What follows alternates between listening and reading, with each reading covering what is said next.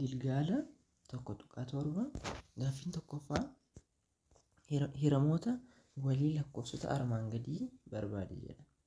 Irratti 5 fi 7 hirmaattota hiramoota walii lakkoofsotaa baruudhaaf karaa adda addaatu jiru jenneerra. Amma kan 5 fi kan 7 kana yoo ilaallu hirmaattonni walii kan 5 fi kan 7 akkamiin adda baasuu dandeenya? Lakkoofsota 5 baay'isuudha. Fakkeenyaaf 5 baay'isu 1, 5 baay'isu 2, 5 baay'isu 3, 5 baay'isu 4, 5 baay'isu 5, 5 baay'isu 6, 5 baay'isu 7, 5 baay'isu 8, 5 baay'isu 8 jennee lakkoofsota kana baay'isnee keenya 5 baay'isu 1 5, 5 baay'isu 2 10, 5 baay'isu 3 15, 5 baay'isu 4 20, 5 baay'isu 5 25, 5 baay'isu 6 30, 5 baay'isu 7 35, 5 baay'isu 8 40. Kun muraasadha, itti fufuu danda'a jechuudha akka kanaan. Akkasuma kan 7 yoo hojjenne akka kanatti kan 7 baay'isu 1, 7 baay'isu 2 jennee hojjenna. Akka kanatti hojjennu 7 baay'isu 1 meeqadha? 7 baay'isu 1 7dha. 7 baay'isu 2 14dha. 7 baay'isu 3 21dha. 7 baay'isu 4 28dha. 7 baay'isu 5 35dha. 7 baay'isu 6 42dha. Akkas jedhee itti fufaa jechuudha. Kana keessaati lakkoofsota wal fakkaatan ilaalla. Hiramoota walii isaanii kana keessaa lakkoofsota wal fakkaatan yoo fudhannu as keessaa eessa jira? 5 10 15 hin jiran warri kun. As 35 yoo as ilaaltan 35 as jira. Asis 35 jira jechuudha. Kanaafiyyuu lakkoofsonni hiramoota walii isaanii ta'an 35 jechuudha. Kanaafiyyuu maal jenna? Hiramoonni 5 fi 7 35 jechuudha. Hiramoota walii jedhe waan ta'eef hiramoonni walii 5 fi 7 meeqadha? 35 jechuudha. Kan 15 fi 18s akka kanatti lakkoofsota tarreessinee argachuu dandeenya jechuudha. Akka kanatti 15 baay'isu 1 15 baay'isu 2 jennee akkasuma kan 18 baay'isu 1 18 baay'isu 2 18 baay'isu 3 jennee argachuu dandeenya. Garuu yeroo hunda karaa kana hojjechuun ni ulfaata. Lakkoofsa sana hunda tarreessinee baay'isnee kaa'uun waan nutti ulfaatuuf karaan kan biraan jira. Innis kan 15 fi kan 18tiin yeroo hojjennu hirmaattota isaanii baasuudhaanidha. Kan 15 meeqadha? Yoo diriirsinu 15 3dhaan meeqadha? 5dha. Akka kanatti diriirsina. 5 qoodamuu danda'a? Hin danda'u. Hin dhiisne. 18 ilaalla. 18 yoo ilaallu 18 hin qoodamu. Meeqaan? 18 2 meeqadha? 18 2 9dha. 9 immoo ammas meeqaan? 3dhaan 3dha. Lakkoofsa isa kana yoo ilaallu meeqadha? 3 baay'isu 5 15 ta'a jenneerra. Asitti immoo akkam jenna? 2 baay'isu ishee kana baay'isu ishee kana 2 baay'isu 3 baay'isu 3 jenna jechuudha. Kunis 18 nuu dhufa. Karaa biraa kana jechuun 2 baay'isu 3 iddoo 2 jira waan ta'eef 3 iskuweerii jechuu dandeenya. Mala hirmaattota isaanii tarreessuudhaan kaa'uu kanarratti yeroo fayyadamnu immoo maalidha? Lakkoofsa isa ekspoonentiin isaa lakkoofsa hirmaattota walii isaanii kana keessaa lakkoofsa isa ekspoonentiin isaa guddaa fudhanna. Fakkeenyaaf as 3 jira, as 3 iskuweeriin jira. 3dha lakkoofsonni kun. Garuu inni kun 3 iskuweeriidha waan ta'eef isa ekspoonentiin isaa guddaa fudhatama waan ta'eef 3 iskuweerii jennee fudhanna. Akkasuma lakkoofsota warra hafan warra kaanis ittiin baay'isanii kaa'uudha. Innis baay'isuu 2 as jira, baay'isuu 5 as jira. 5 akka kanaan keenyaa jechuudha. Kanatti fufnee yoo jennu 3 iskuweeriin meeqadha? 3 iskuweeriin 9dha. baay'isuu lama baay'isuu shanii ta'a jechuudha. Lama baay'isuu shanii meeqadha? 10 baay'isuu 9 ta'a jechuudha. 9 baay'isuu 10 90.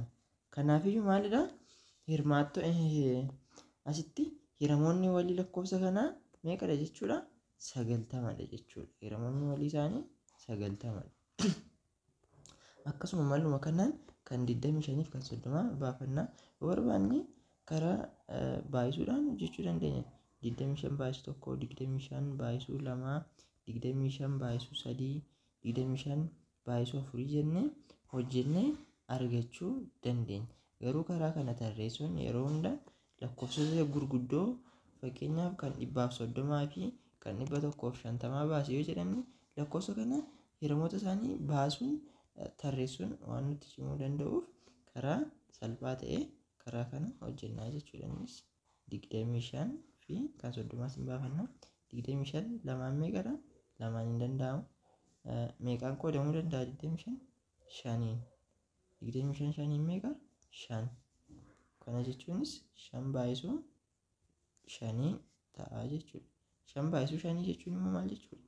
5 iskuweerii jechuudha. Kanan qaban kan 30 sin hojjenna.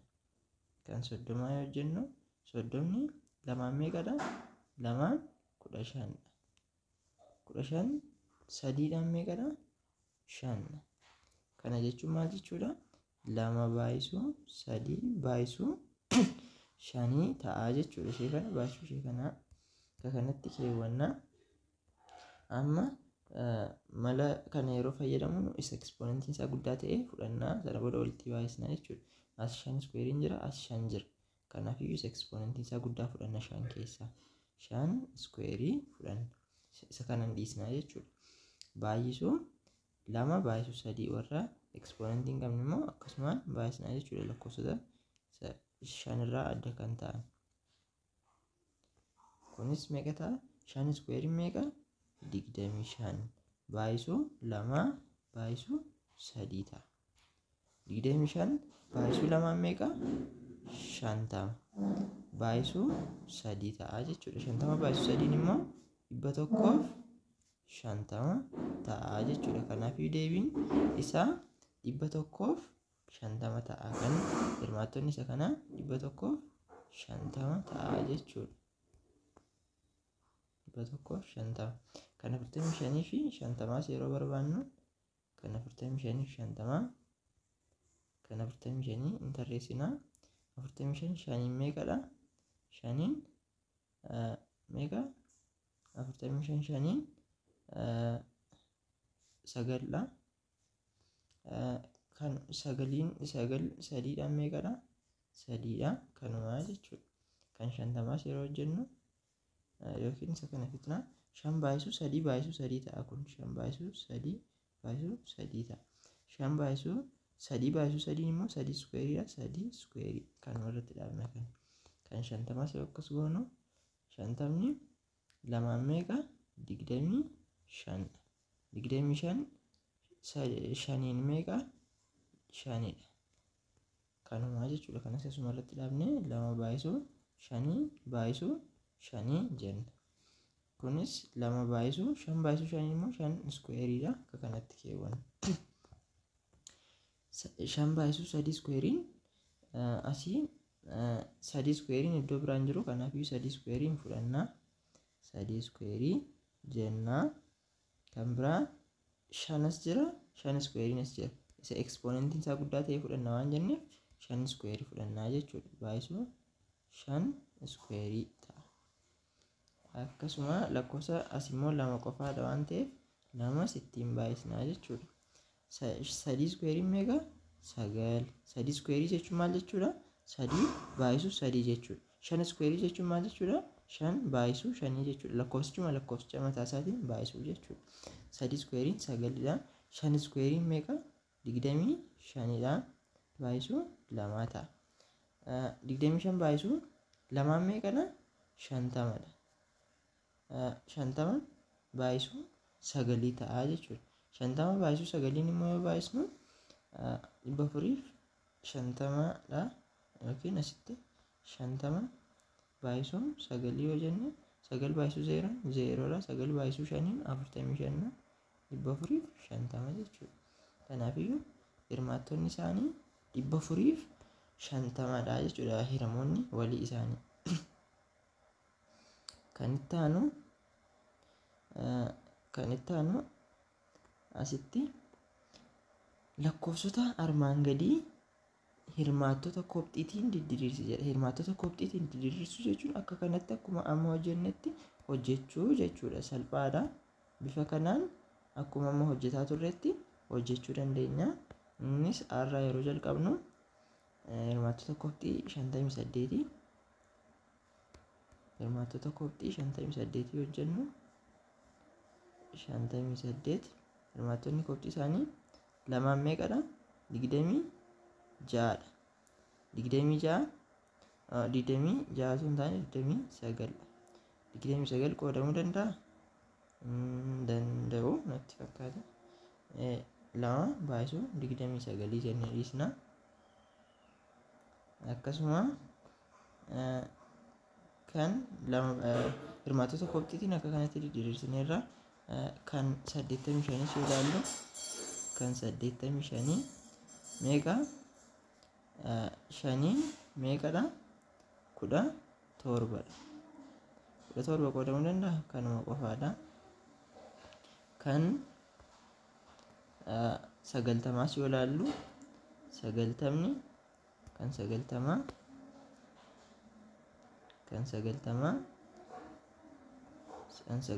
meeqadha? Lamaan 45dha. 45 meeqa? Shaniin meeqadha? Shaniin 9. 9 sadiin meeqadha? 3dha. Akka kanatti didiriirsina. Kan 72 yoo jennu kan 72 lamaan meeqadha? 72 lamaan 36dha. 36 lamaan 18dha.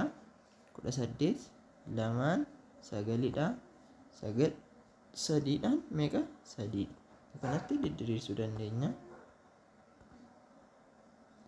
Kan 110 yoo ilaallu 110 meeqa? Lamaan 55dha. 55 11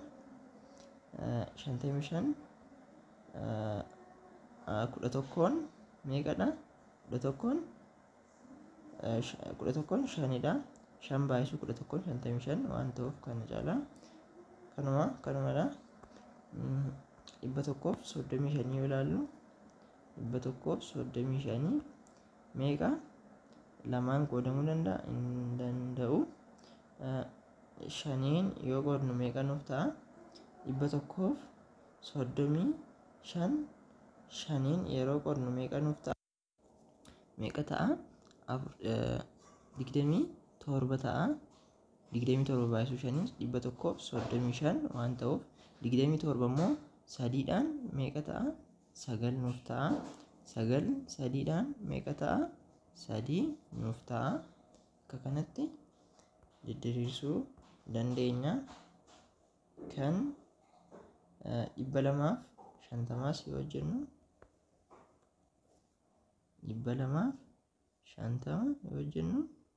250 lamaan meeqa? 125dha. 125 meeqaan? Shaniin meeqa? Shaniin meeqa nuuf ta'a? 125 shaniin 25 nuuf ta'a. 5 baay'isuu 25 125 waan ta'uuf 25 immoo ammas shaniin meeqa nuuf ta'a? 5 nuuf ta'a. Akka kanatti didiriirsina. Kan itti aanu kan 420 yoo ilaallu kan 420 lamaan meeqadha? 210dha. 210 lamaan immoo meeqadha? Lamaaf yoo yeroo 210 105dha. 105 ta'a. 105 kanas meeqaaf irra shaniif ni hirama. 5 baay'isuu 11 meeqa ta'a? 5 baay'isuu 11 105 ta'a. 11 jenna. Akka kanatti diriirsuu dandeenya jechuudha. Haala salphaatiin akka kanatti diriirsuu dandeenya. Karaa lamaan ilaallee irraa akkaataa itti hiramoota walii barbaadanii inni jalqabaa lakkoofsota sana hiramoota walii isaanii muraasa tarreessuudha. Akka kan 5 fi kan 7 irratti ilaalle asitti kan 5 fi kan 7 irratti 5/1, 5/2, 5/3 jennee akkasuma kan 7, 7/1, 7/2, 7/3 jennee tarreessinee waliin baay'isnee yeroo keenyu lakkoofsa wal fakkaataa yoo argannu lakkoofsi wal fakkaataa suni hiramoota walii isaaniidha jenneerra. Karaa lammaffaa immoo kan ilaalle bifa lakkoofsota hirmaattota koptiidhaan diriirsuudhaan akka kanatti ilaalleerra. Hirmaattota koptiidhaan diriirsinee seerota isaanii fayyadamuudhaan isa ekspoonentii guddaa jalqaba fudhannee warra kaan immoo akkasumaan waliin baay'isnee argachuudhaan hojjenneerra. Kanaafiyyuu karaa isiniif mijatuun hojjechuu dandeessu jechuudha. Lakkoofsota guddaa fakkeenyaaf kan 25 fi kan 30 barbaada yoo jenne 25/1, 25/2, 25/3, 25/4 itti hojjettanii kan 30 akkasuma 30/1, 30/2, 30/3 itti hojjettanii sana booda lakkoofsota wal fakkaataa yoo argattan lakkoofsonni wal fakkaatan sun hiramoota walii isaaniidha jenneerra. Kanaafiyyuu dhumarratti erga argattanii isa ekspoonentii isaa guddaan fudhattu lakkoofsota kaan immoo dabaltanii ittiin baay'istu sana booda lakkoofsa isin argattan sun hiramoota walii isaanii ta'uu danda'a jenneerra. Kanaafiyyuu karaa isinii mijatuuf karaa isinii salphatuun hojjedhaa. Kan itti aanu mala hiramoota muraasa tarreessuun hiramaa walii xiqqichaa yookiin hawaaxaa cimdiiwwan lakkoofsota armaan gadii barbaadi jedha. Kanammoo kutaa itti aanutti ni hojjenna. Kun karaa salphaatiin kutaa itti aanutti isiniif hojjenna. Akkasitti hiriyoota keessaniif viidiyoo kana sheer gochuun akkasuma laayik gochuun chaanalii kana immoo sabskiraayib gochuun nu eegaa.